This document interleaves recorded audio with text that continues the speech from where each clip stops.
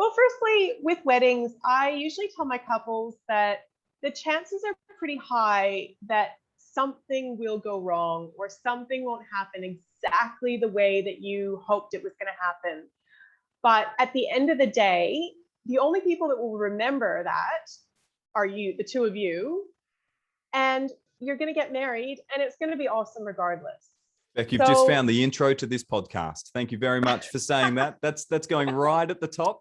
That's the tidbit to take away. That's beautifully summarized.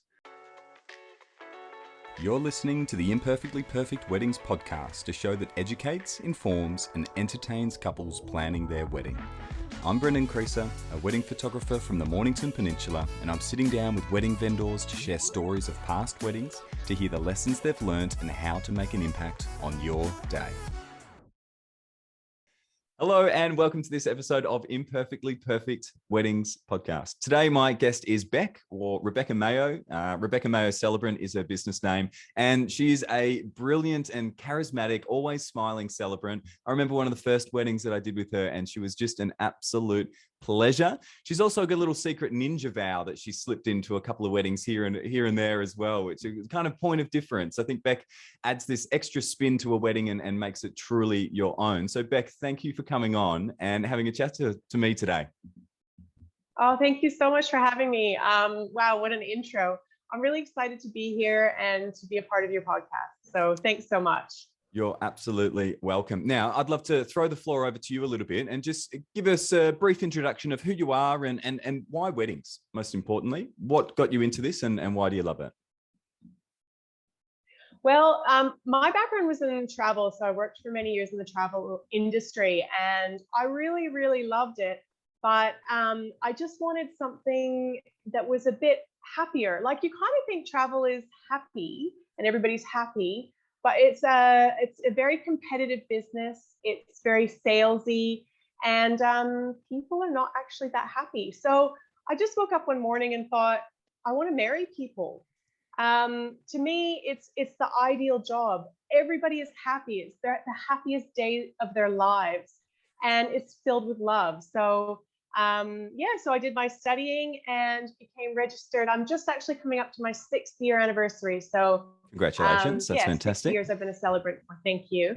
And I'm originally from New Zealand, but grew up in Canada, and I've been in Australia now for 14 years. So I think that I've got a very unique speaking voice and accent as well. Absolutely. And it's hard to shake the accent sometimes, isn't it? 14 years and going, and it's still there. Hold on to that. It's still there. That whole thought of your travel agent not being happy people, it makes me think of an airport. You look around at an airport and you think all these people are going such incredible places. And I'm the same. I get a little bit anxious at an airport and you're looking around and everybody looks a bit ho-hum. You think, man, this should be exciting for you. But that's great. I agree. Wedding industry, how incredible is it to be around people in love and marrying them? And what an important role the celebrant. I think the celebrant really, it's the heart of the whole wedding, really. And you set the scene of not only that ceremony, but what kind of happens afterwards as well and flows on. So I think it's a fantastic job. No, that's brilliant. Yeah. Now, we were having a little chat before, but you've got some absolutely incredible stories to tell. We've got some clangers coming up. But first of all, what's the dream wedding look like to you? Well, I think for me, honestly, every wedding is a dream wedding. I feel so incredibly honored and humbled to have the role that I do and to be able to, look at a couple and say, you are now officially married is just absolutely amazing. But I think my favorite weddings are just smaller weddings, elopement style weddings. I had one once where we were on a yacht in the Docklands, and it was just the couple, their 2 witnesses, myself and the crew. And we stood on the front of the yacht in our bare feet. I was standing against the mast.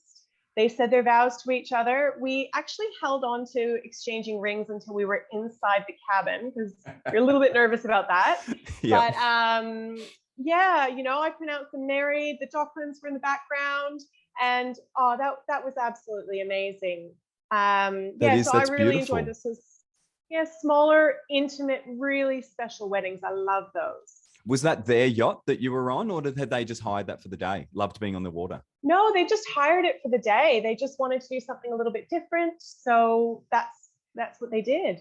I That's had another unreal. couple who actually the bride was my son's swimming teacher, and she loves the water and the ocean. And so what we did is we went to the beach, and the bride and groom stood with their feet in the water, and the guests formed a semicircle around them, and they were married there. And That's that so was so beautiful. beautiful. That's lovely. Yeah. Have you found there's Yeah. been a bit of an uptick in these smaller elopements and micro weddings since, dare I say, COVID, kind of the start of 2020? Oh, 100%. Mm. Yeah. I think people are starting to realize, or, they're figuring out what's really important to them. And what's really important is the marriage, not necessarily the wedding. Yeah, However, absolutely. I love weddings. Yes, yes. And weddings in all sizes and shapes. I think that's the important bit to note. And especially what I'm trying to instill in this with this podcast and these stories as well is if a big wedding is for you, that's fantastic. Like, go for it. Listen to what's important to you and go for it. And just throughout the day, know that you don't have to do everything as planned, and you don't have to do everything the same as everybody else. You can kind of pivot here and there and make it super personable. And that's really, really important to get across to couples, isn't it? Yeah, exactly. So you've got a couple of funny stories, a couple of days where it maybe hasn't gone to plan, how you'd organized it or written it out. I think you've got two stories for me to hear today, Beck. I'm excited to hear these. But there's one to do with a pelican in the bushes, or we're going off there. What's that one about? Yeah. Yeah. So, well, firstly, with weddings, I usually tell my couples that the chances are pretty high that something will go wrong, or something won't happen exactly the way that you hoped it was going to happen. But at the end of the day, the only people that will remember that are you, the two of you, and you're going to get married, and it's going to be awesome regardless. Beck, you've just found the intro to this podcast. Thank you very much for saying that. That's going right at the top. That's the tidbit to take away. That's beautifully summarized. Yeah. Well, I think, and what I've learned is the most important thing also is to be prepared and make sure that you have vendors on board who are really organized people and like to think about things that may happen before they happen. So I pride myself on that. I make sure that I've got, backup batteries in my bag and 2 microphones, and I carry double documents with me and all that kind of stuff. But there are some things that you just can't prepare for, like a dead pelican in the bush. So this wedding in particular, first of all, what had happened is the night before the wedding, 2:00 in the morning, my 2-year-old woke up with gastro, and he was so sick. And I stayed away from him because I said to my husband, I've got a wedding, I can't get sick. So I stayed away, did everything I could, but I still had to prepare for it. So I reached out to one of my Celebrant networks first thing in the morning, and I had a Celebrant that was on standby for me as backup if I should succumb to illness. So luckily I didn't get it. And I was able to get to the wedding. And I arrived early, about an hour before, to get set up. And as I was walking down to the beach where the wedding was going to be, I could smell something really bad. And I thought, oh, what's that? And I was talking to the photographer, and she could smell it too. And she's like, what is that? So we kind of followed our noses. And right in the bushes, right where the bride was going to walk past and where 150 of their guests were going to be gathered in 20 minutes time, there was a massive dead pelican in the bush. So my first thought was, we've got to move it, but I'm not going to do it. Yeah. So luckily the venue was right next door, and I popped into the venue and explained what had happened, and they didn't really want to move it either. So we had a conversation, and luckily they had a staff member on board that was willing to do it. So they came and moved the dead pelican out of the bush just as the guests were starting to arrive. So lucky. So, and the funniest thing about that story is I actually never told the couple. So they don't know that I was up all night the night before, that I had a celebrant on backup, that there was a dead pelican in the bush. I never told them because I just wanted them to enjoy their special day. Yeah. But there's so many things that happen behind the scenes that your vendors do to make sure that you don't have to worry about dead pelicans. You should. I hope you've got that on your website somewhere as well, that tagline. But it's so true, and it's so important to. I guess this says something about vendor recommendations as well. So whoever you're reaching out to first, whether it's normally venue, but then the celebrant and your photographer and everything, they've often got a select group of people that they enjoy working with. And I think what is the most important thing there, or how they come up with that list, is who are those people that you can trust on the day? That if things do go a little bit wrong, or something wrong happens, or timelines aren't sticking to plan, that at least you've got some colleagues that can work with you and have your best intentions in mind. So that's certainly front of my mind 100%. When I'm creating a bit of a vendor preferred list, because it's amazing what happens behind the scenes without them even knowing. Do they know to this date? Have you ever told them, or is it just ignorant? I don't think bliss for them. Yeah, I don't think so. We still follow each other on Instagram, but I haven't actually told them that they were the dead pelican couple. They might know now. Yeah, they might figure it out now. You'll have to maybe send them a sneaky link to this and say, I think you should just have a listen to this little podcast. Yeah. Now, there's another story that you've got, that you were keeping the wool over their eyes a little bit. Tell me about this one with a groomsman involved.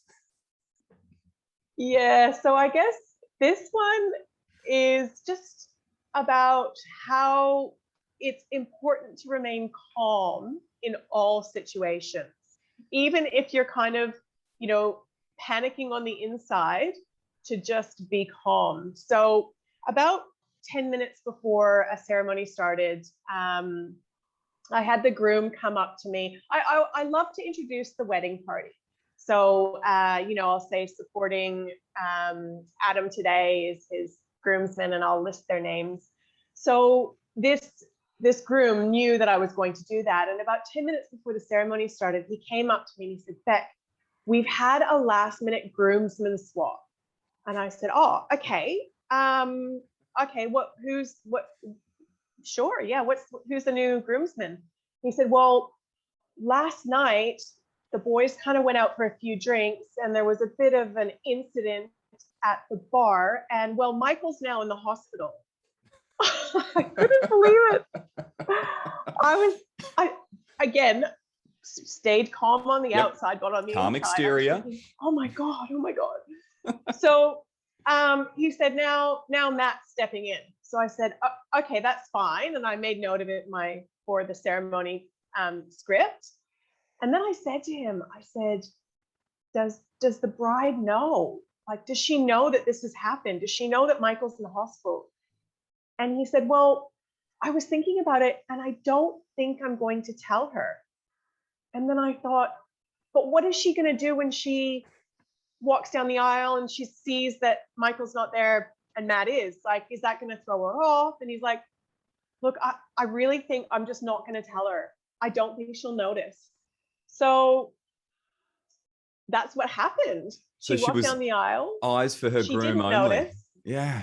Exactly. Even when I introduced the wedding party and I introduced Matt instead of Michael, no reaction. Over the head. No idea. That's incredible. I'm sure she would have found out later and heard the story later. But that's amazing. Yeah, so that was an interesting one. How was the groom in that situation? Was he a bit flustered, or he was taking it in his stride as well? Totally taking it in his stride. He was amazing. Just like, yeah, cool. This is what's happened. So yeah. Oh, that's incredible. I hope he was okay. Obviously, to end up in hospital after a bit of an incident in a bar, that's pretty hectic. I think he was okay. I So hope so. I hope so. Um, a couple of fantastic stories there. And it just goes to, I really like that pelican one, actually. I think that's standing out as one of my yeah, favorites because that is something that's so left field and so just out of yeah, your control. Like you can control everything to a certain point. We can run timelines, we can run backup plans. What if it's raining and everything? But yeah. unless you've put it in your PDF guide, I'm still yet to see a dead animal in the corner guide.